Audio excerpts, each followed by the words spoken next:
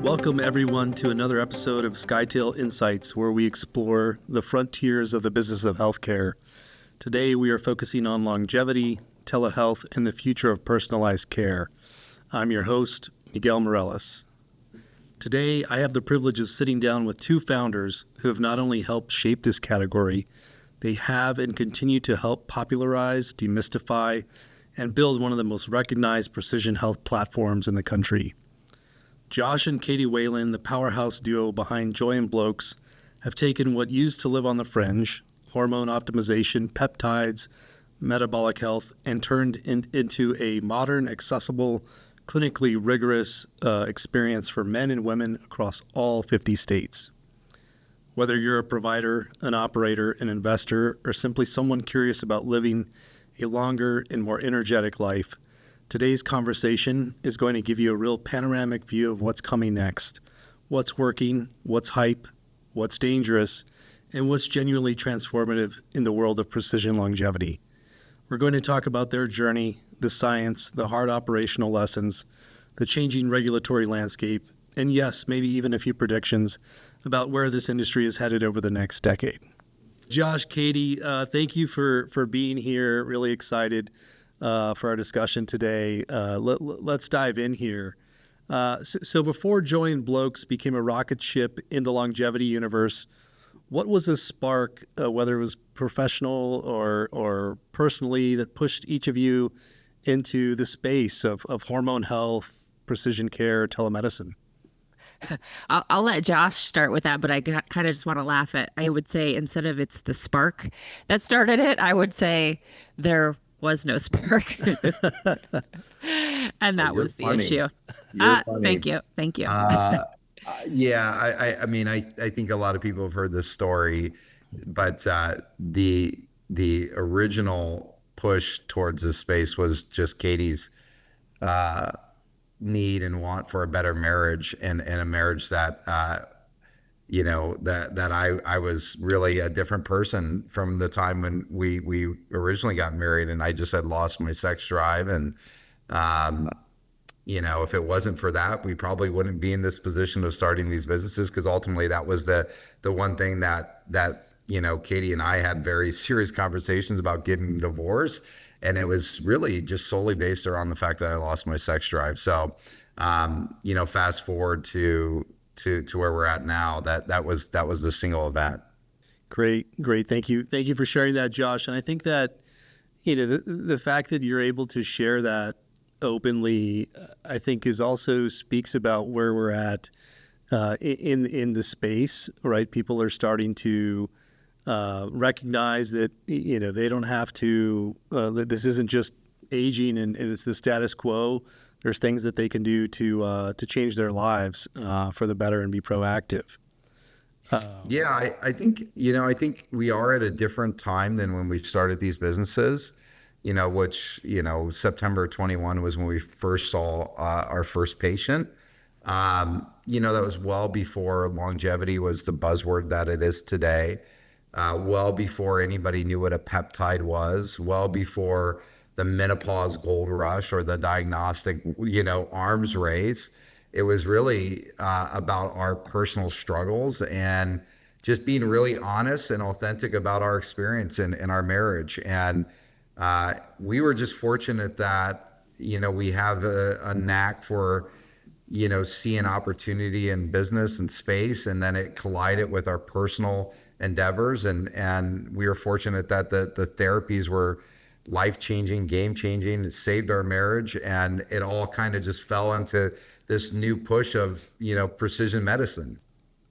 Yeah. I mean, I can add that I was not planning. There was no master plan for us to work together or do this together. It was really it started with Josh's journey and his health struggles, and it took me to point them out as his partner. But ultimately, after I went through my own struggles, that is when, and then got help through the men's side of the program that Josh had created. That's when I realized that really, women really needed this, I think, in my opinion, more than men, because we go through so many different seasons in life, so many different, hormonal ups and downs with, just how we're built, and with building families and different stages of our life, like perimenopause and menopause. So it was like really something that I was like, wow, women need this. And it took me going through my own struggles to realize that, but that's why I kind of came on board later, and Joi was an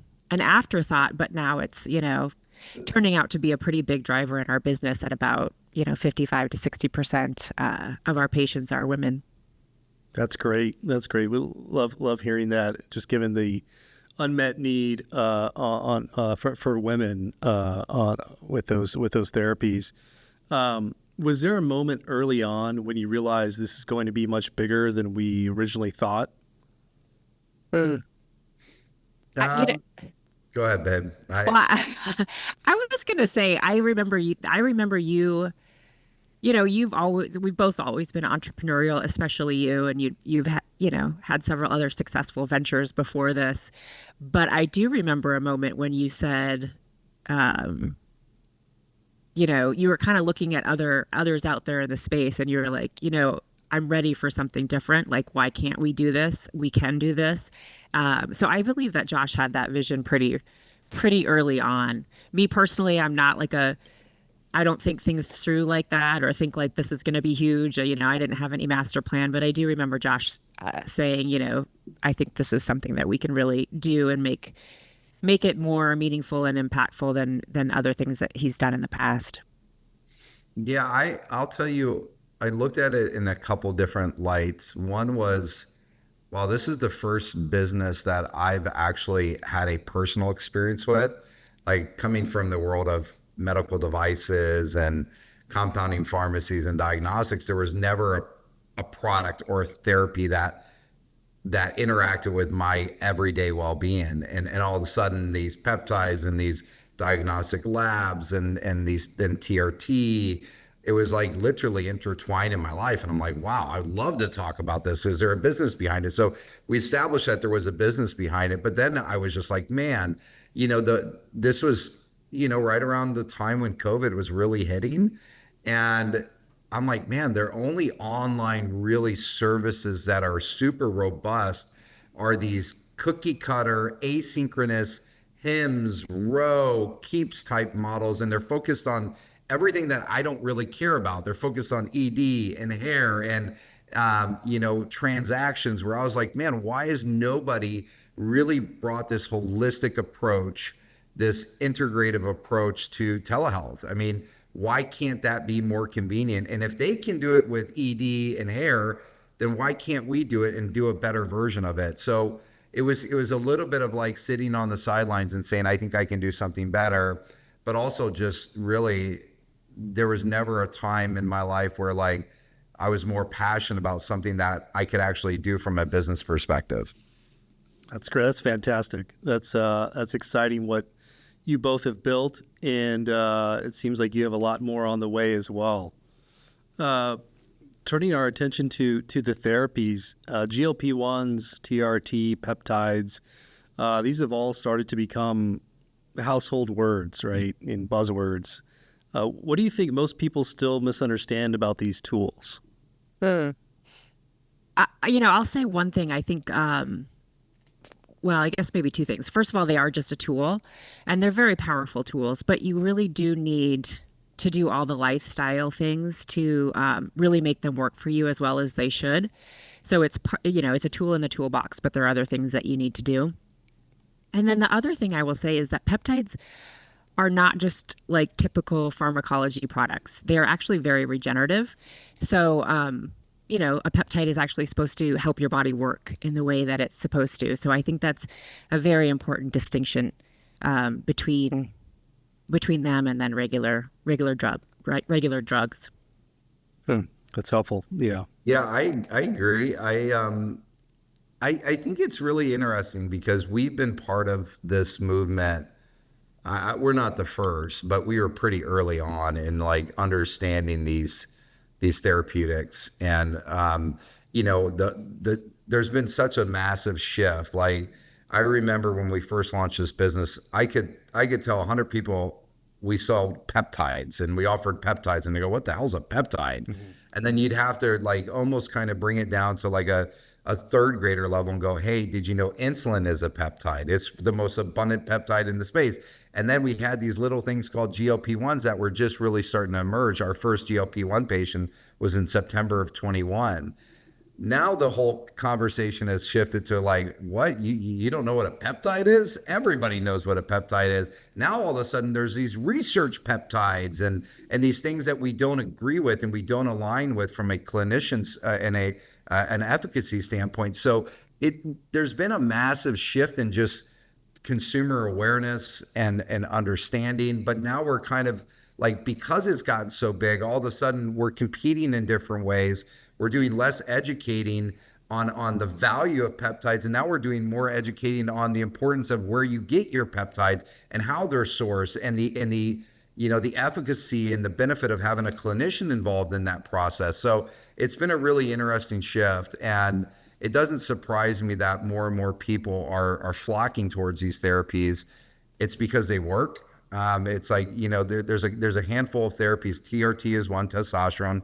GLPs are another, certain peptides, where it's very rare a patient's going to come to us and say, I just didn't feel it. It didn't work. They're so abundantly used in the consumer space because they work. They flat out give results. That's great. So, and I know, longevity and precision healthcare is often described as a luxury segment or upper income segment. What data or trends have you seen that prove this is now more of a mainstream wave? I mean, listen, Katie brought this up on Sunday when my nephew, who's 16 years old, is talking about peptides in Colorado, and our relatives in Des Moines, Iowa, or Nebraska are bringing up peptide therapy and longevity. To me, when it starts hitting those flyover states in a way that is like there's a significant amount of interest and awareness, it's becoming less of a trend and more of a mainstay. I think the one thing that we are really, really focused on at Joi+Blokes, and a priority for us, is democratizing it to where it's not just for the elite. It's not just for the coastal towns, the New Yorks, the LAs, the Miamis, the San Franciscos. It's something that should be offered to everybody, and it's part of our core mission in feeling better and living longer. Yeah, our internal data also shows that our audience is getting younger and younger, which is pretty interesting, especially because we, one of our cores is hormones, perimenopause, menopause, TRT for guys. So it is interesting that our core audience is trending younger and younger. And I think that just shows you that, the younger generations are really starting to get way more interested in their health. And I think they're a lot, more preventative, proactive, and a lot more smarter than maybe we were when we were younger. Well, and I think outside of, healthcare, we've talked about this so many times internally, is you're seeing just less and less consumption and alcohol and beer and wine and that demographic, and they're putting their money towards other things, and it's longevity. It's understanding what's going on in their body and how to feel better and live longer on a literally a day-to-day basis. I mean, when people are investing in saunas and cold plunges and peptides and labs over alcohol, like, it's a really positive trend. Yeah, I mean, I also think that overall there's the trust is eroding in the current traditional healthcare system, and so that's where businesses like us come in to offer a different way to do things, a different way to look after your own health. Absolutely. How have you avoided the pitfalls of fragmented or low quality telehealth? What guardrails do you consider non-negotiable? As I know, quality of the patient experience and quality of the outcome within a clinical setting is very important for your mission. So would love to just understand, like, what are some of the things that are that you optimize or focus on to have a high quality experience for your patients? Yeah. I feel like that's like our job, and that's what we do every day is we just grind and grind at like, how can we make this a better experience for people? So it's like something that we never take the gas off on. But one thing that we really think is important is that human interaction and that human connection. We love all the fancy AI stuff, and we're using that and, really using that to make everything efficient. But ultimately, health is very personal and it needs to stay personalized. And so we really believe that, our clinicians are such a big part of what we do. And so we have to hire the right people, find the right people who are trained and who have experience in what we do, because it's not traditional care. It's, you have to have training outside of, your school or residency in what we do. And then we also make sure we put them through our own internal training protocols to make sure that they align and they know everything. Like, they know how to read a lab and not just go, yeah, you look fine. Like, they're looking at, like, how do I improve these numbers based on your symptoms? I map those together, and how do I give you recommendations on how to actually feel better? I love hearing that, because that dovetails into my next question, which is somewhat of a follow-up of what are some of the KPIs that you look at, or whether it's just biomarkers. Is there anything on the business side that you look at from a KPI standpoint to tell you that a patient is actually getting healthier or optimizing their health, not just, running through the cycle? So to answer your question, I'll tell you about something that we're rolling out where we want to put our money where our mouth is. We just rolled out a research arm, and it's led by Lene Mullane, who's a naturopathic doctor, Dr. Ben Bickman, who's a PhD scientist, and Dr. Paul Reynolds, who's also in the same department. So we actually just sent, maybe 60 days ago, our first white paper to IRB to see if it will get published, and we feel pretty strongly that it will. So something that we're really trying to do is not only treat the patients, but track their outcomes. And I think this is just the tip of the iceberg and how we're going to roll out so many different things on our outcomes. Obviously from a business perspective, there are so many ways to do that. What does your cohorts look like? What is the feedback coming from on, whether it's testimonials or surveys or even Trustpilot reviews. We're not perfect. We tell our patients this all the time. We're imperfectly perfect, but we'll do our best to solve the problem. But I think something that we're pretty excited and bullish about is adding the clinical and research arm to our team. That's fascinating. Wow. I can already think of so many different levers where that can not only improve the patient that you serve, but also potentially the population of healthcare in general. I'll add one thing. I think we're going to get in a position as a business and as consumers that we are so oversaturated, so overmarketed, and how do you differentiate yourself on either side of that? I also think like the consumer perception and how they're looking at companies is changing rapidly. And if you just think about the supplement industry, 5 years ago, there was never a forum or a company that exists just to rate supplements and their efficacy and their potency and what's in it. Basically, I think you're going to start seeing that in this longevity space. So you're going to start saying like, okay, great, you offer TRT, but so does this company, and this company offers peptides, and so do you. How do you differentiate? Like, I think consumers are going to want to say like, the Joi+Blokes is doing it better, and they're actually tracking how they're doing it better. So I know their protocols are actually working because here's the IRB study, here's the white paper. I think that's going to ultimately give us a huge edge. And, I think ultimately the consumers are driving us to do better.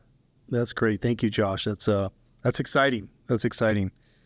As you're scaling the clinical infrastructure, and obviously that requires precision, whether it's provider hiring, quality assurance, tech stack, pharmacy partners, et cetera. What area surprised you the most as far as requiring resources and time as you scaled the business? You can't say everything, so. I was going to say everything.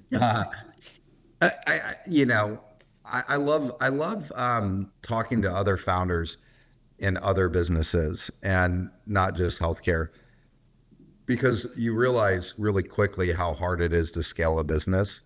And from a founder perspective, especially one that is entrenched in the business, like Katy and I look for like the Elon Musk quotes or, the Steve Jobs quotes. Like you're constantly drinking through a fire hose, and some days it's just less than the others. But if there was one or two things that were probably harder than I ever thought I would imagine, is just the controlling the uncontrollables. And that can happen on so many different levels. We've run into LabCorp snags with a big vendor that you shouldn't run into. We've run into payment merchant snags that were, issues that were out of our control. We've run into pharmacy snags that happen probably daily. When you're running a 50 state telehealth group, you're dealing with not one pharmacy. You're not, and most are not vertically aligned. But the amount of infrastructure and the amount of things that are coming together to get one script out in a 50 state compounding pharmacy is immense. So those are probably the things that come to my mind the most. And some of them are very solvable with capital. Some of them are very solvable with infrastructure and really good processes and technology. But you look at like a LabCorp or Quest, like you got to live and breathe with them, and you got to find a really good way to do that. That's a hard one to replace, but those are some of probably the bigger ones that stand out to me. Katy? No, I mean, I agree. I was literally going to say, you have to figure out, backup ways and different pathways, because things do happen, and they have for us constantly. And so being able to control some of that stuff, or at least have backup plans or things that you can, new innovative ways to get around if one of those partners fails you is very important, as we've learned. I remember when we started this going, before we started the telehealth, Josh had several, 4 brick and mortars, and we thought, telehealth is going to be a lot easier than putting up a brick and mortar. And we have definitely learned the hard way that there are so many different moving pieces, and especially when you're in healthcare and crossing state lines. So being able to really, the more you can control from a vendor, supplier, supply chain aspect, the better, because you will run into snags in each tentacle and each arm. Well, that actually segues into my next question. What's your philosophy on vertical integration, whether it's running your own lab or pharmacy? Where do you think it creates either leverage or drag? Yeah, I mean, the pharmacies, that was one of the first things we learned very early on. We would have this great, provider that we trained that gave this great experience, and then prescribed a therapy to one of our pharmacy partners, and then there was literally no visibility on when it was going to be done, when it was going to ship for the patient. It would take anywhere from 2 to 4 weeks to get to the patient, which in today's world, like, is not acceptable. People expect, that Amazon ship next day thing. So early on, we realized that not owning that vertical was going to limit us in our ability to scale. So we had been working on, on vertically integrating for over a year now. And that's a very critical piece for us that we know is really going to help us get to the next level, is being able to provide faster shipping times, better packaging, more visibility with tracking. So we're really excited that we have that piece running now.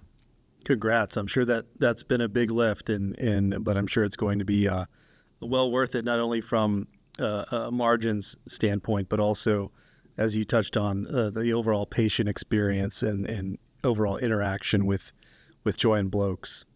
Yeah, absolutely. I mean, that's the only thing that it's about, because it is, especially since we are, direct to consumer, and they can, choose whether they want to use us or not. This is the new way of doing healthcare. It's not a traditional system where it's like you're in my network and you're the only doctor close to me. Like, this is a choice for people. So we really have to up the game in terms of service. Absolutely. What are some of the biggest consumer behavior shifts that you've seen over the last 12 months? I think probably the biggest one is the age demo. 2 years ago, we had a really core audience that was probably in that 35 to 55-year-old range. And I feel like we've seen a pretty decent uptick in just sub 35-year-old individuals coming to us for treatment. And not necessarily like prescription treatment, but maybe diagnostics or, supplementation, just looking at it differently. And, I think there's a few things that are going to unfold that I don't have the answer to. I mean, we've seen just the heat really pick up in diagnostics, and, everybody's become this overlay of Quest. Like, most people don't realize, like, Quest is the underlayer of all these AI wrapped, diagnostic companies, function, superpower. I just found another one called 100 recently. Aura, Whoop, all these companies are now in the space. Like, it's going to be really interesting to see how consumer behavior actually changes, because the one thing we're doubling down on is the fact that we offer clinician visits. None of those companies that I mentioned do that with the lab, and we think it's a vital part, but it's to be determined. We'll see if the consumer feels the same way. Is the longevity consumer of 2025 more educated, more anxious, or more empowered? I was actually just going to say that to the previous question. I think one of the biggest shifts is when we started, nobody knew what a peptide was or why you would need a big lab. A lot of people said you don't need labs to do hormones because they fluctuate too much. We were doing GLP-1s back in 2021, and the hatred for someone that took a weight loss drug back then was wild. Like, the comments that someone would get if they would post something on, hey, I'm trying a weight loss drug. It was just hate, hate, hate. And now I think we've really shifted to, instead of people going, what's a peptide? People are messaging me being like, hey, how can I get JHKCU? And I'm just like, that was not a question 4 or 5 years ago. It was, I don't know what that is that you're doing. And there was a lot of fear around it too, like especially HRT and hormones for women. There was like, well, those cause cancer. I'm not going to do it. So we've really shifted from a place of, I don't know what this is or what you're offering or why I need it, to, okay, now I get it and I want it. Like, not only am I not scared of it anymore or, think it's a bad thing anymore, I realize that these things are actually helpful for longevity and for, more than longevity, just like increasing your health span. Mm-hmm. But the other thing too that's interesting is everybody's now an expert in longevity, and everybody's now an expert in diagnostics, and everybody takes their report and they run it through ChatGPT, and all of a sudden they're more, effective or sufficient than a clinician. And we think there's a lot of resources because of that, and we use them in our daily life as well. But having that clinician interaction accompanied by maybe a ChatGPT has really been an evolution that I didn't see coming, or at least to this degree that it is. I remember seeing an Instagram comment from somebody, just take your results and run it through ChatGPT. It's the same damn thing. It's like, well, I don't think so, because like, we've had our clinicians interpret our labs, and it's such a different experience. It's really connecting the dots on such a micro and macro level that ChatGPT hasn't seemed to figure that out yet. Got it. It's very helpful. So where are you seeing the market move faster? Oh, is it more on the female or male side, or at the same pace? I'm curious what you're seeing. That's a good question. I don't know if it's gender specific. I think that there's definitely a movement for women, which I'm very excited to be a part of. I'm very excited that women's health is now in the forefront. We're really talking about perimenopause and menopause, and that is very important because it's something that was really underserved for decades. So I think that we hear more about women and we're fighting for women, but I think that, in terms of what's moving faster, I think things are just moving quickly for both genders. Great. I think it's it's interesting because I look at it from a male perspective, and I feel like I've never seen the perimenopause and menopause space like heat up so quickly alongside like diagnostics and longevity. Like they're all just moving a million miles an hour. I think the difference is women have been so underserved. So like it's really just filling the hole that was missing for decades. And then these other things, these peptides and the, you know, the diagnostics and how we're doing it now in AI, it's starting at ground level zero. So like they're both propelling so quickly, but I think you're filling a hole that was missing for such a long time. And maybe it feels like women are maybe a bit higher, but it's just a lot of neglect over the last, 50 years for women's health. On the peptides, we've talked a lot about peptides throughout the conversation, and for the audience, I'd love to get your thoughts on what peptides to you that are out there feel like the real deal versus others that just feel like hype. I think in general peptides are the real deal. I think the problem is, was it 2021 when the FDA made that change? Yeah. They took a bunch of peptides off the compound list towards the end of that year. And so now there's this, what that did is created a huge black market. So there is a bunch of research peptides floating around, being promoted, being sold, because people are really interested in them and they are the real deal. And so again, peptides to me are the real deal, but the problem is they're not very accessible for people. And we really need our government to update the rules and allow us to make them safely, so that we can give access, to people who want them without it being a research peptide, which basically means, which is a loophole basically that means they're only supposed to be prescribed and sold literally for research. So that means they don't have to test them for puracy. That is not the right word. Purity and efficacy. So they're just like they're dangerous. And to me, that's the biggest issue. It's like we need people to understand that if they're buying those, like for instance, BPC is like all the rage. Everyone lists that as like that's a real deal peptide, and it is. Sadly, like we're not allowed to compound that right now. So people are buying that one a lot from, research labs. It's kind of like so many other things we've seen in healthcare, just in general. Like, it's kind of like cannabis, to some extent. Like, you legalize it, and all of a sudden you can put up guardrails to it. You can regulate like what's going in the patient's or consumer's hands. Like, as soon as you took it outside of regulatory bodies like the state pharmacy boards, the FDA, clinicians' hands to be able to oversee and prescribe it, knowing it's coming from a U.S.-based compounding pharmacy, is the second you created this black market of honestly just unregulated goods. It's I swear to God, I see these peptide. Research peptides pop up, they got an Instagram page and then they're down in 2 weeks, or they have a website and it's down in a month. And it's like some regulatory body, or the Metas of the world or the Googles of the world are then, going after them. But like, we need to put the power back into some regulatory, arms to ensure that patients are getting what they're paying for and they're not going to get, unsafe and unregulated peptides. Agreed.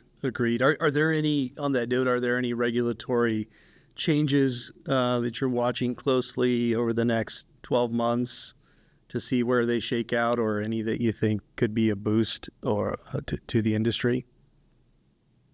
Hopeful. We're hearing a lot of chatter and a lot of, wind of the administration tackling peptides in some capacity. The way the current system is set up is there's really 3 categories of how you can utilize these therapies, and they basically got to be on a category that allows us to compound them and clinicians to prescribe them without having any other outside regulatory body hold them to a degree that they shouldn't be. But I'm hopeful. I think the only benefit to where we're at now, if there was a benefit, is there's so much hype and awareness, good or bad, and they have to make a decision and they have to do something in this space to keep people safe. And I think they can find either a way to fit them into the existing categories or create a new category, because the reality is most of these peptides have been around for years and years and years, and they've been done in the right settings in compounding pharmacies, and the safety profile is almost immaculate. It's almost 100%. So I hope that they do something in a relatively short manner. Likewise. What's your message to patients who feel overwhelmed and don't know where to start? I've been through the process. I've been like that person who was overwhelmed, felt like there was no hope, felt like, this is going to be the new me now. I'm not feeling well, I'm aging, I'm overweight, I have brain fog. And I think that the best thing to do is just start with one thing. Start with a lab, meet with your clinician, and then just do one thing. Try one thing, try one change. And that one change will lead to, more and more down the road once you start to feel like that it matters, that there's hope, that you can feel better. So I think just start slowly, just start with one thing. But the important thing is just start. I love that. Just create some inertia, right? Mm-hmm. So co-founding a fast-growing company together, my wife actually asked me to ask this one. So what are rules of engagement that help keep things sane, co-founding a company together? We're still figuring those out. Yeah, I was going to say we're still figuring that out too. It depends on the day.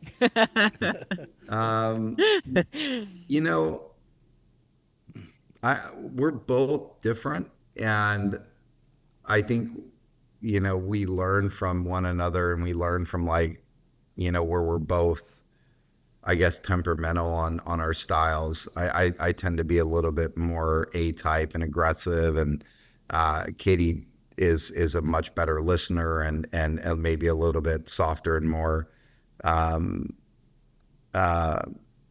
thoughtful in her approach. I can be a little bit more of a bull in the china shop, but there's no perfect answer. Like, it's just like, it's like a relationship that you would have like with your wife, and you're not working together. There are just moments where days are good and days are bad. And I think the thing that is for me, that's very helpful, is just like, I don't want anybody else in my corner besides Katy. And I really, when you get in any business relationship, your level of trust has to be so high. And it's like the definition of integrity, it has to be like the perfect definition. And I just feel like Katy, there's nobody better than her to be my business partner when we're making these type of big decisions. Yeah, I feel like the one thing that keeps us going and keeps us together and strong is that we have the same mission, and that we really believe in what we're doing. So when it gets tough, and it does often, we just go back to that. Like, what we're doing matters, and we're doing something special, and we're helping people. Love that. This has been great. Thank you both so much. I have one final question.